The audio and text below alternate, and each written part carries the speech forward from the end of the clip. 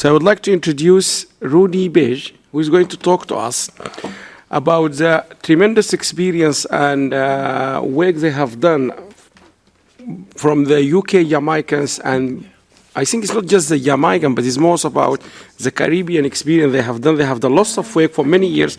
So let's listen to him. We're going to learn some lessons from their diaspora involvement policy models. And many people from the Sudanese community and others, they have expressed interest to listen to this model. 2016 was presented, and we will see how this can actually be evolved, not just for African, but also there's many interesting groups like Syrians, like Egyptian, more of these diaspora. I think they will benefit from these lessons learned. And that's why we're very keen to hear. So it's all yours, Rudi. Thank you very much, and good day, good morning, good evening, wherever you are in the world. My name's Rudi Page, and I've got to thank Alam, because over the last 3 years, he's really taken an interest in the work that I've been doing. And not only that, I think we met probably about 9 years ago in Sweden, in fact, at a Diaspora conference at Jönköping University. And Jeff, what a fantastic inspirational speech. We are about the same age, and we've kind of lived parallel lines every now and again, meeting over the years. So this is the first time that we've met for some time. His work is fantastic, and I can see how some of the work that he has influenced in and around the system has contributed to some of the work that I've benefited from, and the work that I've done with young people as well. And as we go through, you'll appreciate that.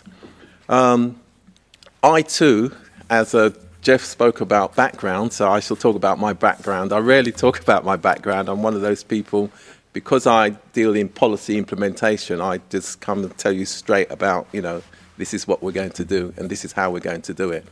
So in fact, I also am a child of the Windrush generation, and I always take Daniel 1 verse 4, children in whom was no blemish. And if you think about the challenge that our young people have, and we had the same as well, children in whom was no blemish, but we do have to take some of the harshness of the world. And so we do need the wisdom and knowledge and advice of the generation that's come before us, which primarily starts with our parents and, of course, guardians and elders, to work out how best we're going to make it in this world. So my father came from Jamaica, and my mother came from Montserrat, and I was also born in East London. And sport was important to me, but I chose football. And to me, football helped me develop my character, the discipline, the determination, and in fact, the stamina as well.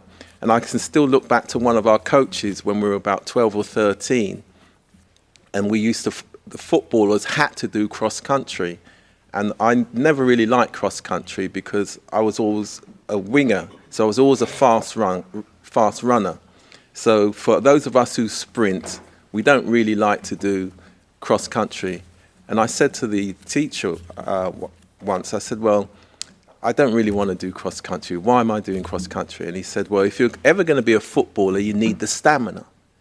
Because it's no use when you get to, 10, 15 minutes before the end of the game, you've actually run out of steam and you don't have the strength to kick the ball and to run and to jump. And when I look back now, I can understand that. So as Jeff said, it's about stamina, that perseverance. And again, in football today, we've seen so many matches that are won 3, 4, 5, 6 minutes, 7 minutes after the end of the game. And you see the strength of those players. And that's back to the development, the mind, the training, that continual development. So I always think of that. And then also why teamwork is important to me as well is that I must say that when I was 12, and I've only ever done it that one time in my life, when I was 12 years old, I played in a football team, and we went through the whole season without losing a game. And that's the only time in my life that I've played in a football team that in a league where we won every game. And to see at the end of the season, 0 games lost. And for years, I could remember every player in the team and why we were so good in every position. Even though I never achieved that again, however, but it's all stuck in my mind about the value of leadership, teamwork, and having the best players and the best people in the team. And we talk about it as well when we talk about, in the modern day terms, we've spoken a lot about the relay and watching Usain Bolt and saying to young people, look at the 3 runners before Usain Bolt. And Usain Bolt got it over the line, but it was runners 1, 2, and 3 who ensured that they were going to win. And then also at the same time, when you look at individual performances as part of a team, and to watch how the baton's being passed, and the player, the runner who's passing on the baton, passes the baton at their top speed, not when they're failing, about to, run out of breath, but they're their top speed. So again, this is what we're encouraging from the elders, and some of our elders have been great at that when they're still strong and powerful and influential, able to pass on that opportunity to the next generation. And I feel very much that our generation have really understood that from the Windrush. So at times we thought some of them should have passed on earlier to us, but like Jeff said, when you're young, you believe you know everything, you've got the energy, you're fearless, and you do need the wisdom of some of those elders to say, well, yes, but these are some of the challenges that you're going to face in life, and it's not if, but when. Not if, but when. So I very much believe in that intergenerational relationship and doing what we can for that. And I myself have 4 children as well, so I do understand some of the pressures of the generation who's coming after us. So what I'm going to talk about today is the development of the Caribbean Diaspora delivery system. Can you take it back, please? Sorry for that. And but I thought what I'll do first of all, I'm going to give you the background thinking of it before I actually go through the presentation, because this context is quite important. So my professional role is in policy implementation. So in the old days, 20 years ago, when I first got into this role, and I'd spent a lot of years in international marketing. So I worked for a company called Dyke & Dryden, and at the time that was the largest Caribbean-owned company in this country, and they imported hair products all over the world, and they were imported from America. But in my consulting career then, around about 20 years ago, I found that where I could excel was that I could read research reports, look at the recommendations, and then come up with an actual plan of how you would deliver that in the context of your local community or whatever system it was. So this work is a culmination of that way of thinking in terms of implementation and policy implementation. So the Caribbean Diaspora Delivery System is a facilitated framework for the digital transformation of the traditional diaspora leadership, management and involvement model by providing strategic leadership in governance, structures and the implementation. The delivery system encompasses multiple interlocking programs, projects and work streams that translate into market-led deliverables and align with the Sustainable Development Goals for achieving inclusive growth. So a lot of our work then is really, I've taken the goals from 3 to 9. If you look at those goals from 3 to 9, they're relevant to the type of institutions, organizations, communities, including faith communities, that all my work is involved with. And what we've tried to do is what we do is align our activities with those goals, and it's at all levels as well.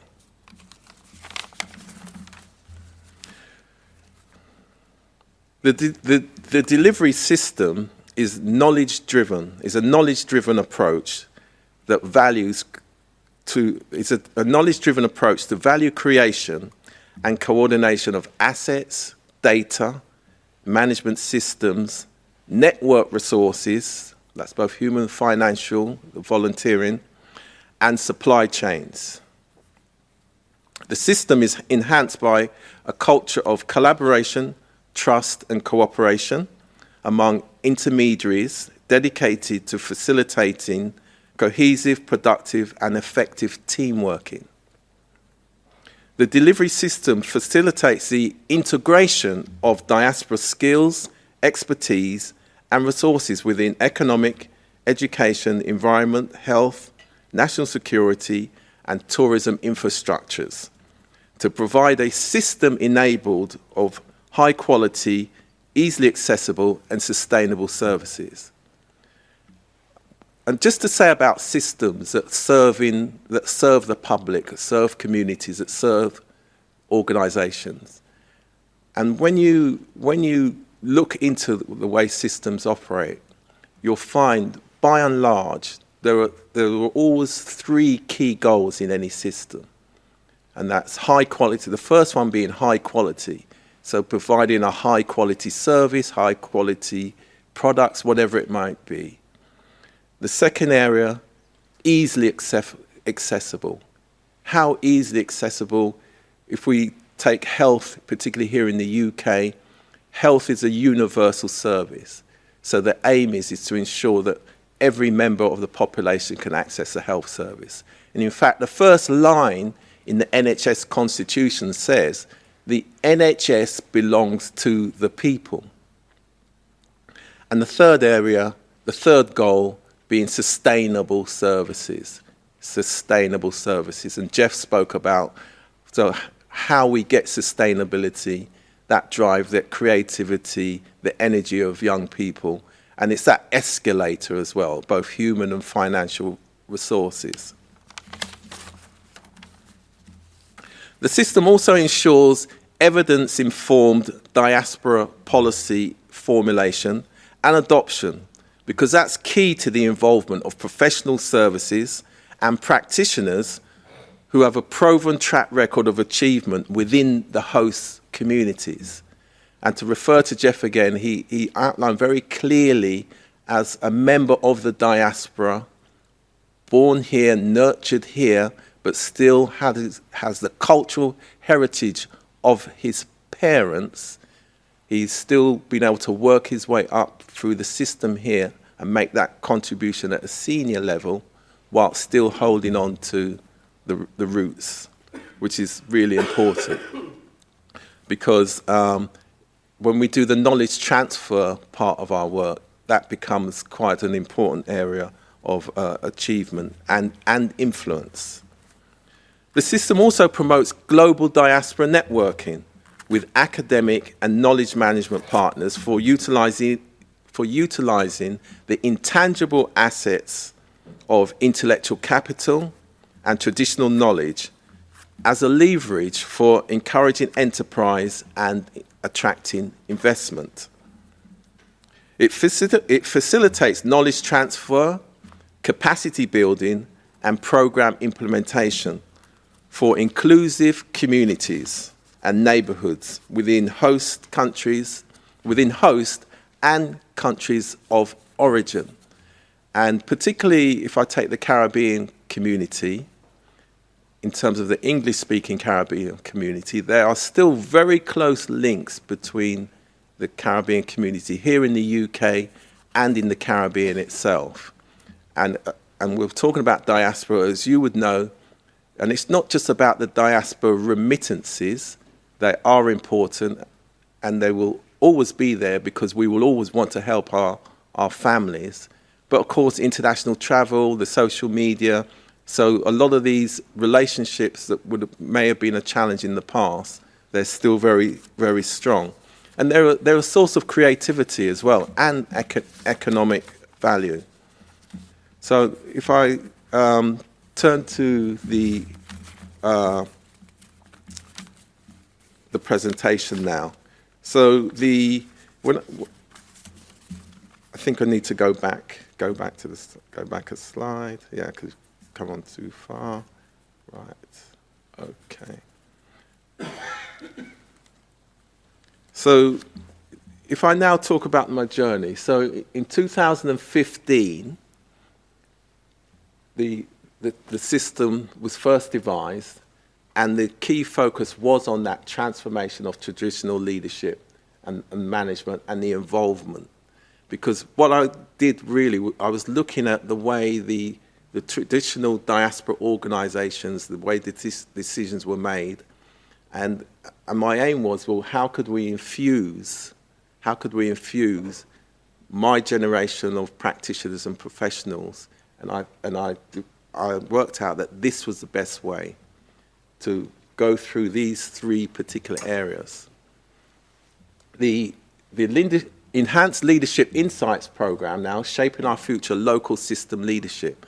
That's where I realized that at the end of the day, if we're going to get system change, and if we're going to be influential, you have to get down to the local areas, to the local communities, to the neighborhoods.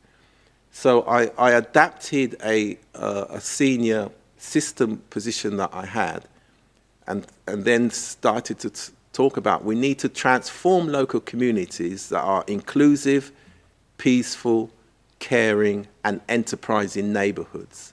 So we had to start what we now call scaling locally. So we're high up in the system, but we have to scale locally. But you have to take that same approach using the same disciplines and determination to scale locally. 2016, and the thing is with this type of approach is that it continually builds, reshapes itself, the system does, according to new information, new opportunities. So as Professor Allen said, I was invited to the conference in 2016, and that was the theme about the critical role of diaspora and international. And what I really took from that was the clarity from attending this conference in 2016 was the clarity around the link with the Sustainable Development Goals. Because we then decided that we actually had to integrate those goals into all our processes and our thinking, whether we're in this country or whether we're operating internationally. So the goals are just totally integrated for us. And that was from attending this conference. And then a few weeks after being here, I then presented, I was a speaker, invited to speak in New York, and I took the same thinking and presented around the building a united diaspora for growth.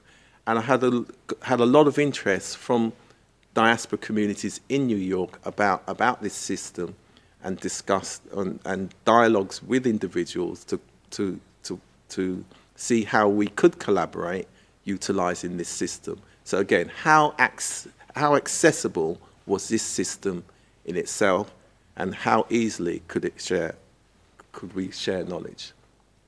So by 2017, I was invited to the World Travel Market that's held here in November. I was invited to attend on behalf of the community tourism interests from Jamaica.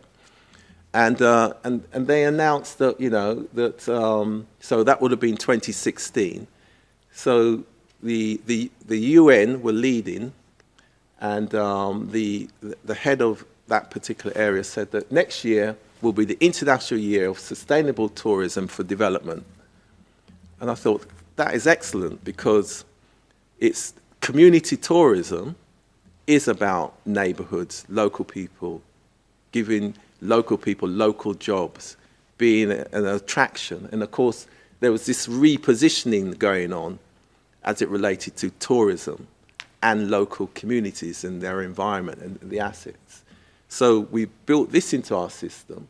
And then through that, we then developed what's called the Caribbean Diaspora Dialogue. But it was much more, we started to think about, well, what was the actual engagement plan then? So we needed an engagement plan between local communities in the Caribbean in particular, and those of us who have influence and knowledge and resources. So how can we help at the local level? And then during that year, 2017, I was invited to become the co-chair of the Jamaica 55 celebrations, and by the High Commissioner, George Ramakan, the co-chair, I should say, with Janelle Rayburn. And then I used that opportunity also. I was appointed to the Diaspora, the Economic Growth Diaspora Subcommittee for Jamaica. So I used that opportunity now to adapt the system so that we would then bring in business clusters and forums. So clusters are important because clusters is a tool for local economic development, for interconnection between local enterprise to collaborate, share their resources, and then focus on the marketplace. And then this other big area of interest that I work in is health. And I was able then also to adapt the system, working in health, and said, well, okay, we want to do something that has a major impact on the health systems of the Caribbean. So with NHS Blood and Transplant and the charity that I was involved in at the time called RAFA, International Development Agency, which is a church-based charity from Church of God of Prophecy. So again, we made sure that the faith communities were part of this international development work.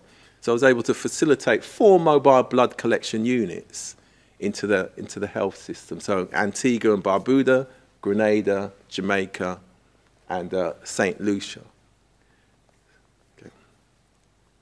So coming into 2018, I was invited by the High Commissioner, the British High Commissioner in Jamaica, to speak about doing business with the UK. So I was there for 2 elements. So there's the diaspora involvement within the UK. We have many entrepreneurs in the diaspora looking to access the market, but also as part of the UK inspiring people to do business with the UK.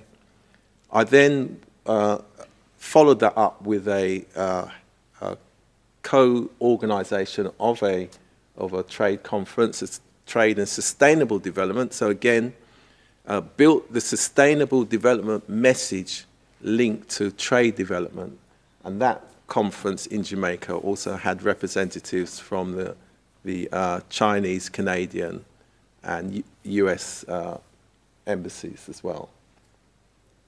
I then, with colleagues, developed another initiative with the USA colleagues we call the Caribbean Diaspora Health and Sports System. And again, and I'm glad to have met Jeff once again, because we've now been very clear that we must add sports to health. And we've got Dr. Oliver Jones from Hampton University, and so he's going to be giving us that academic partnership working. And I always think it's important, as somebody who focuses on implementation, to work with academics, because I take them as helping to give us what I call the clarity and definition. So people like myself, we can actually look and work out how that program is going to be delivered. So if we've got somebody who can ask the right questions and then write up what we've done, then that can be shared, which is great. And then at the same time, of course, academics need people who can look at what they've written, look at their recommendations, or even make recommendations on what they've written, and then put it into practical reality, and which is important, because at the end of the day, it has to be accessible by the population. And again, that, in my way of thinking, I always want to know what problem. So you've written a report, but what problem do you really want to solve? Or is it a report just to be published?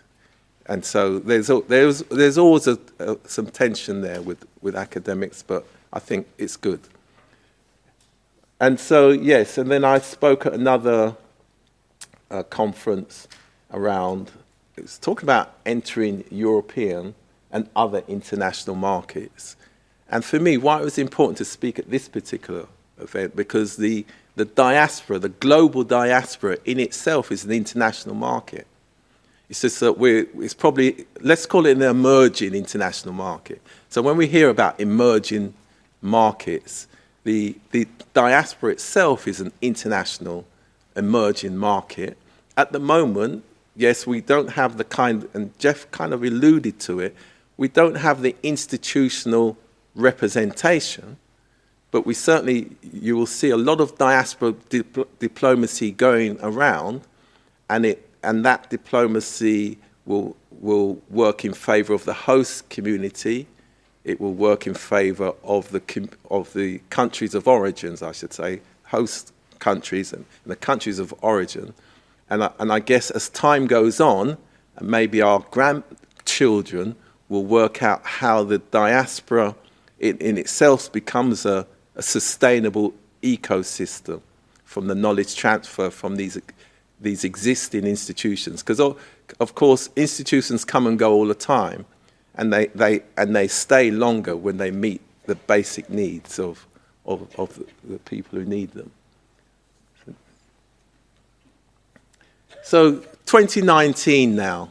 So I realized, so yes, we've got our system, and I now wanted to focus that this system now had to become a policy, you know, the way, you know, very, very clear in our activities. So I facilitated a policy forum in Jamaica and kind of set out what our policy is. And it's very simple. Everything feeds into the few words I said earlier on. So for us, the policy is about transforming local communities. And it's about inclusive, peaceful, caring, and enterprising neighborhoods. So, and that captures, it's a vision and a mission, and it captures everything. We then developed a program with the Kingston and St. Andrew Football Association in Jamaica. And the program's called Football Futures, and it's focused on ages 10 to 15. Yes, it's about football, but it's also about empowerment as well. And I'm always saying to young people that the price of empowerment is collective responsibility. And so, again, we're doing the same work with hair care and beauty clusters around the regions. We're saying that young people can access the learning and skills of the sector, barbering, hairdressing. These are all good skills to learn. And of course, we're continually promoting what we call the 21st century skills of collaboration, communication, creativity, critical thinking. And so, again, our policy encompasses all these things. And the Wood Green Futures, London, that's a program we just finished only last week, actually, on the 8th of June. And why that's important now, because what we've been able to do now, we talk about scaling locally. Scaling locally. So we were able to take all that activity that we've been doing international and bring it back down to a local community. So Wood Green is in Haringey in North London. And over 5 days, we were able to we did 20 different events, all interconnected events over 5 days, included roundtables, forums, there was entrepreneurship sessions, there was health-related sessions around social prescribing, there was community development, there was sessions around the Windrush compensation scheme, Windrush community services. People could access their local MP. There were counselling rooms. So that, again, it encompassed and embodied that theme of transforming local communities. The lessons learned from developing this policy now, and it's a continual, of course, and so self-reliance. and values are really important. And implementation is key to achievement. So in my mind, all the time, I keep reminding myself implementation. And if that piece of implementation didn't work, why didn't it work? And what must I do? So sometimes you have to withdraw from an area. You say, well, that's not going to work now. I'll deal with that down the line. But other times you say, well, actually, it is going to work, and this is how it's going to work. And I've thought about it, why it didn't work before, and it meets the goals. And I mentioned about those 3 goals in terms of our way of implementation, about being high quality, accessible, and sustainable. The importance of inclusion at all levels. So it doesn't matter where you are in the system, whether in a local neighborhood or whether you're, having dialogues with ministers. In fact, we had a state minister for immigration at the event that we did the week before last. It's important to have all stakeholders on board. And that, again, is a continuing lesson learned. Collaborative leadership and community management. And it's interesting, I always put that in because I read something years ago, and what they said was, when it came to African and Caribbean people, you will never find on any of the curriculums and the institutions of learning, you'll never see those subjects, collaborative leadership and community management. I don't know if that's true, but maybe somebody could tell me if they know of any course in any institution in Africa and the Caribbean that really focuses on that leadership and community management. And my final lessons learned is, and we have to remember, and so people like me, it doesn't matter, but we know that's part of life, but there are others who, vulnerable members of our community, that we always have to remember, is that we are in a competitive environment. So there are competitive cultures and systems between the host and the countries of origin. And again, they're at all levels. So they're within our diaspora communities, within our communities ourselves, within organizations, within the vested interests. And there are traditionally vested interests, and we have to be aware of that. And so again, that is a big lesson, and that could even be a subject on its own in terms of a dialogue between communities. And next, please. Yes, and this is my lobbying bit, and lobbying Alam now, as he knows, that in 2022, so Jamaica will be celebrating their 60th anniversary in 2022, and that will be the second largest celebration since independence. So, and again, I think it's important then for Alam to agree that the 9th International Diaspora Conference should be in Jamaica. Who wants to go to Jamaica, first of all, here? Excellent. Unanimous to our viewers around the world. Everybody wants to come to Jamaica, right? So I've been lobbying Alan for a while now that in 2022, that Jamaica Diaspora 60th Diamond Anniversary celebration should be 2022 should be in Jamaica, and the Caribbean diaspora engagement. And after my discussions here today, actually, not just today, I mean the last couple of days, that we should actually start using the term Africa and Caribbean diaspora as opposed to focusing on the Caribbean. But then saying that, it would be nice to hear of the African diaspora start to talk about the Caribbean, because very rarely do I see much mention from the African side to the Caribbean. You will see it at the country level and the macro level. You'll see different leaders, and they'll be talking about air flights between countries at that very senior level. But I think we need a lot more mixture expressed. Now, the thing is, in terms of our families, there are strong links between our family links, because 2 of my sisters are married to Nigerians, so I have nephews and nieces. So families, we are linked. And even the work that I did with I mentioned earlier on, with the mobile blood collection units, that was in partnership with a Nigerian NGO and a Caribbean NGO here, and we got together because of our understanding and expertise within the health system to facilitate the mobile blood collection units.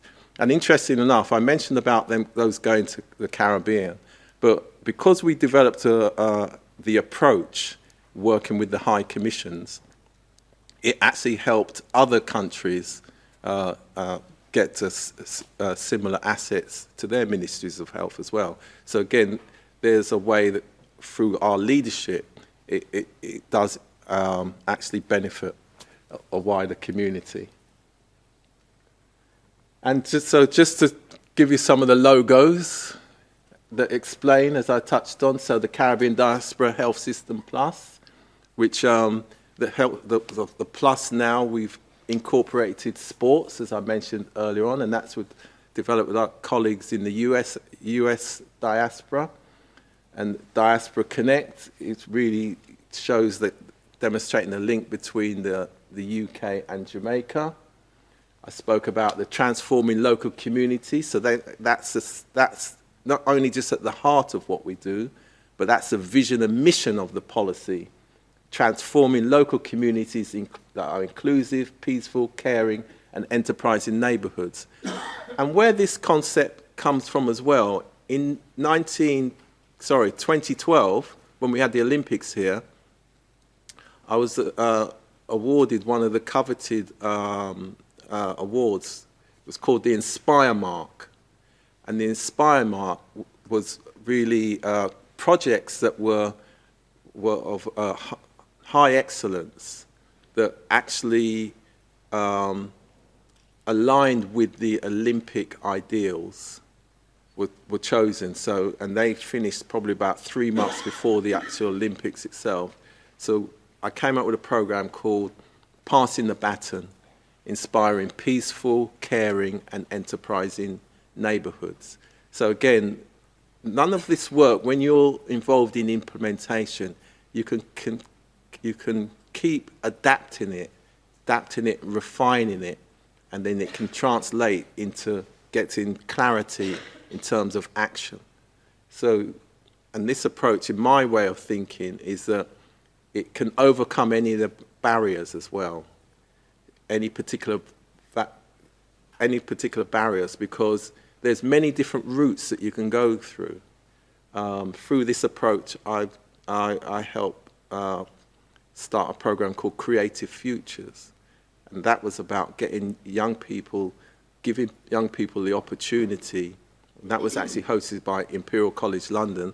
That gave young people the opportunity to experience what it would be like to spend a day in a high-class or world-class institution like Imperial. So, and the aim was, it was just to show young people that there is a world out there, and it is about their attitude, it's about their aspirations, and of course, attainment is really important. The Caribbean Donors We Care, so we have a program of health activity covering, so this is about donors in terms of blood donation. I mentioned it earlier on about the mobile blood collection unit, so we also run a public campaign around blood donation, and particularly around African and Caribbean communities, sickle cell, lupus, which are a high proportion of those.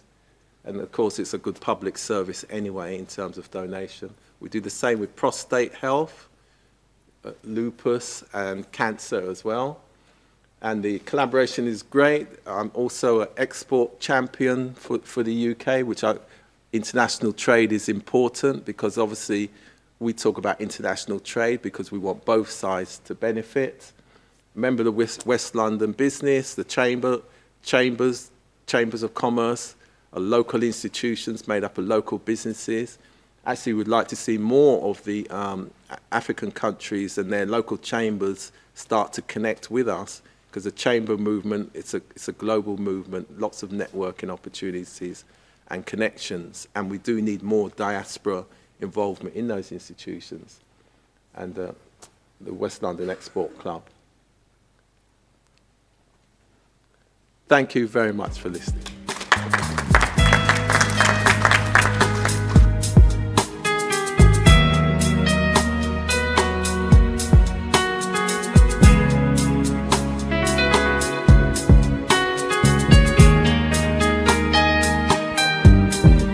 بنحلم بفضاء أوسع، بنحلم بزمن أجمل، بلاد ميلاد،